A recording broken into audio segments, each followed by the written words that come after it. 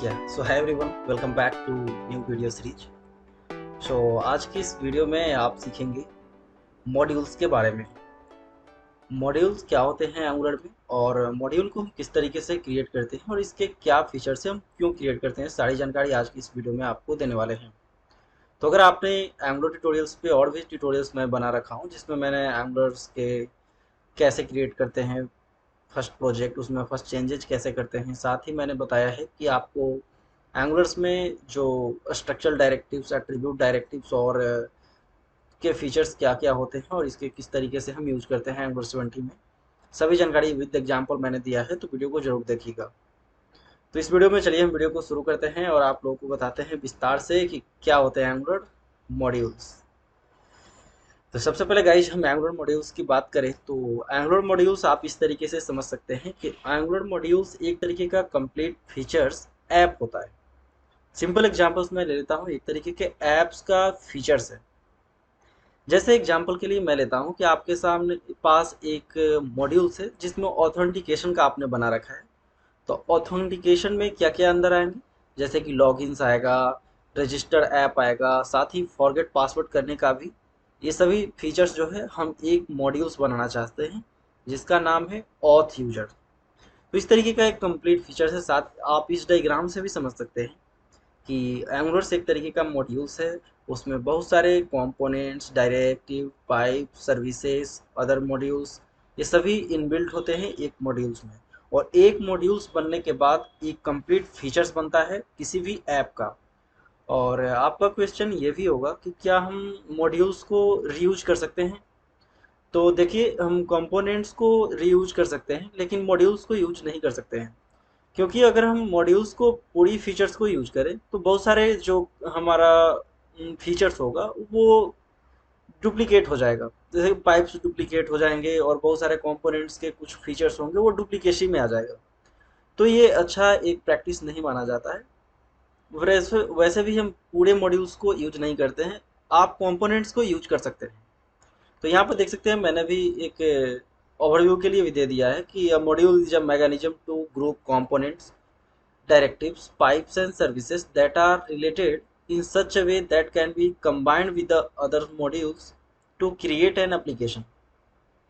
तो एक तरीके का एप्लीकेशंस का फीचर्स जिसको सारा को हम एक पैकेज, एक बंडल्स में बनाते हैं, तो एक उसे हम मॉड्यूल्स कहते हैं। तो चलिए हम लाइव आप लोगों को ले चलते हैं वीएस कोड पे और वहाँ पे आपको एक फ्रेश प्रोजेक्ट क्रिएट करके दिखाते हैं।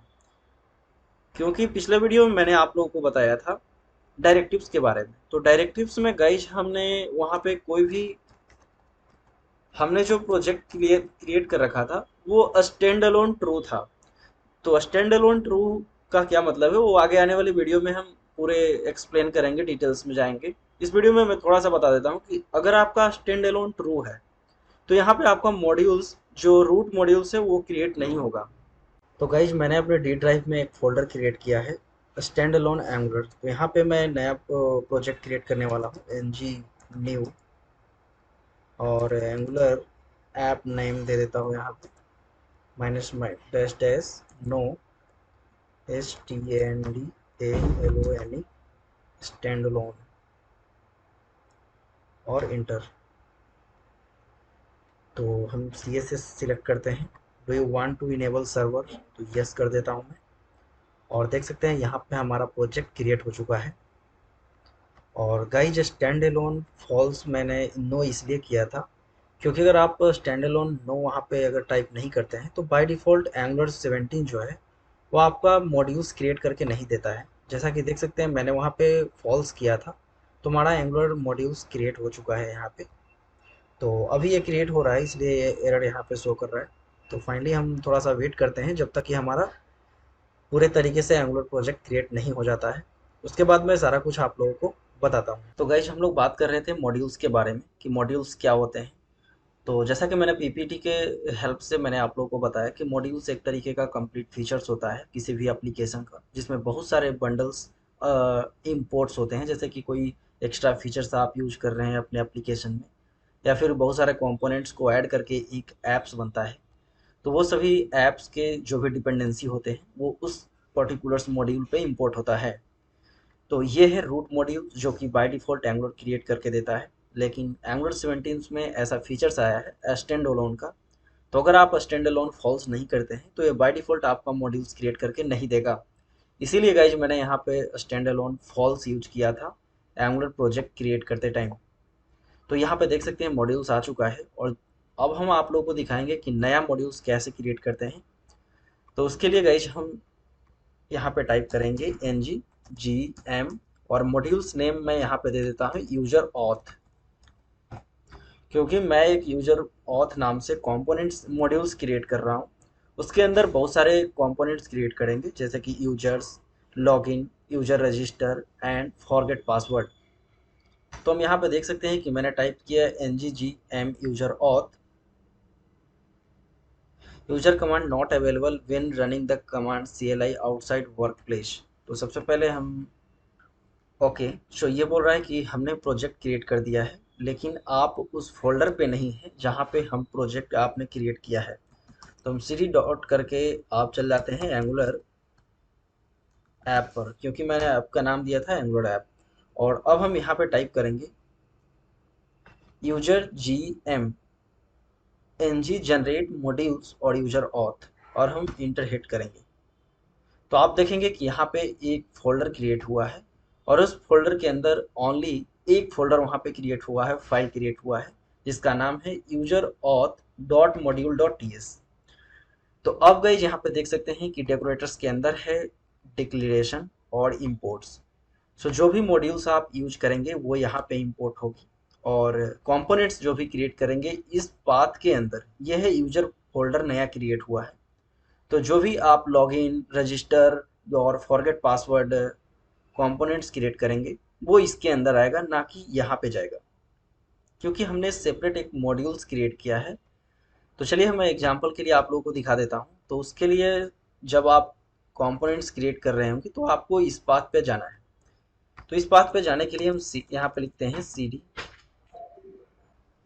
या सो सबसे पहले हम इस पाथ पे जाएंगे जब हम मॉड्यूल्स पे, ताकि इस फोल्डर के अंदर हमारा क्रिएट हो कंपोनेंट्स। तो उसके लिए हम करेंगे CD SRC। तो हम SRC फोल्डर पे चले जाएं यहाँ पे। उसके बाद हम जाएंगे CD ऐप। तो अब हम देख सकते हैं इस वाले फोल्डर पे आ गया हूँ। अब इस फोल्डर के बाद हमें इस फोल्डर में जाना है, तो हम फिर से आएंगे यहाँ पे, करेंगे CD यूजर और ऑथ। तो अब हम फाइनली इस पाथ पे पहुँच चुके हैं। अब इस पाथ के अंदर हम करंट कंपोनेंट्स क्रिएट करेंगे।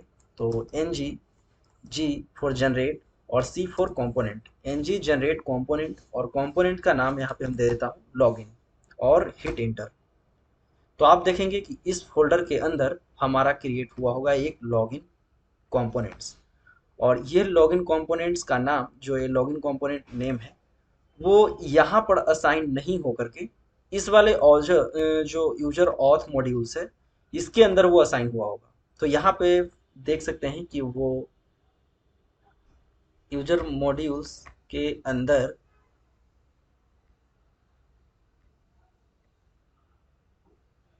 शो लॉगिन नहीं आया है।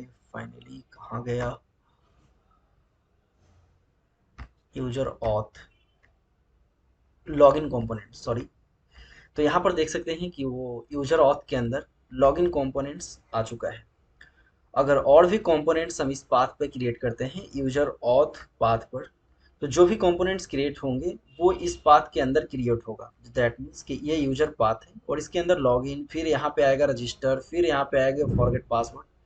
और अगर आप कुछ मॉड्यूल्स वगैरह यूज कर रहे हैं जैसे कि फॉर्म मॉड्यूल्स, ब्राउज मॉड्यूल्स वगैरह होते हैं, HTTP क्लाइंट्स मॉड्यूल, वो सभी चीज़ें अगर आप इस ऑथ से रिलेटेड यूज करेंगे तो वो यहाँ पे असाइन होगा। दैट मीन्स कि गाइज मॉड्यूल्स खुद में एक कंप्लीट फीचर्स है, जिसको आप एक बंडल की तरीके से समझ सकते हैं कि एक कंटेनर है, उसके अंदर बहुत सारे छोटे छोटे कंपोनेंट्स हैं। तो इस तरीके का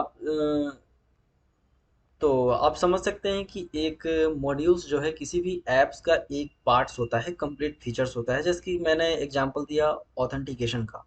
तो ऑथेंटिकेशन में बहुत सारे लॉगिन्स, रजिस्टर और फॉरगेट पासवर्ड आएंगे। और भी बनाना चाहते हैं जैसे कि पाइप्स यूज करेंगे, सर्विसेज वगैरह यूज करेंगे। तो एक पर्सनल हमारा मॉड्यूल्स है वो यहाँ पे सभी कुछ असाइन होगा, ना कि यहाँ पे। तो अब हम बात करते हैं कि ऐसे सेपरेट मॉड्यूल्स हम क्रिएट क्यों करते हैं। तो गाइज, अगर आप बड़े प्रोजेक्ट पे काम कर रहे होते हैं, तब वहाँ पे सभी जो कंपोनेंट्स के मॉड्यूल्स वगैरह होते हैं, वो पार्टिकुलर्स लेजी लोडिंग पे काम करता है। अब हम बात करते हैं कि लेजी लोडिंग क्या होता है। वैसे हम डिटेल्स में नहीं जाएंगे क्योंकि इस पर हम एक सेपरेट वीडियो बनाने वाले हैं। तो लेजी लोडिंग बेसिकली आप ऑन डिमांड किसी भी मॉड्यूल्स को कॉल कर सकते हैं ताकि हमारा ऐप्स फास्ट हो। सपोज एग्जांपल के लिए हम देते हैं कि हमारे पास टेंस कंपोनेंट है और मॉड्यूल्स है, जैसे कि लॉगिन हो गया, रजिस्टर हो गया, ये सभी ऑथेंटिकेशन के अंदर आता है। और एक हमारे पास स्कैन पेज है और स्कैन पेज के अंदर बहुत सारे ओवरव्यू पेज है, थंबनेल्स पेज है, आई मीन सभी कंपोनेंट्स हैं। तो थंबनेल कंपोनेंट्स, ओवरव्यू कंपोनेंट्स, ये सभी स्कैन कंपोनेंट्स के अंदर जो मॉड्यूल्स है उसमें असाइन होगा। तो हम पार्टिकुलर एक एक मॉड्यूल बनाएंगे सभी फीचर्स के लिए, और जब हम क्लिक करेंगे किसी भी बटन्स पे, तब वो पार्टिकुलर मॉड्यूल ही इंपोर्ट होगा, ना कि पूरा मॉड्यूल इंपोर्ट होगा। तो इस तरीके से हमारे ऐप्स का जो स्पीड बना रहता है, वो लेजी लोडिंग के कॉन्सेप्ट पे काम करता है। एक बार में एक मॉड्यूल लोड होता है। तो इस तरीके से हमारा एप्लीकेशन फास्ट बनाया जाता है लेजी लोडिंग कॉन्सेप्ट से। तो गाइज, मुझे उम्मीद है कि आप लोगों को मॉड्यूल्स के बारे में अच्छे से समझ में आ गया होगा कि मॉड्यूल्स क्या होते हैं और मॉड्यूल किस तरीके से हम क्रिएट करते हैं और इसका क्या पर्पस है क्रिएट करने का। तो फिर मिलते हैं इसी तरीके के वीडियो के साथ नेक्स्ट वीडियो में। तब तक के लिए guys, thank you so much. Video को लाइक और सब्सक्राइब जरूर करें। Thank you.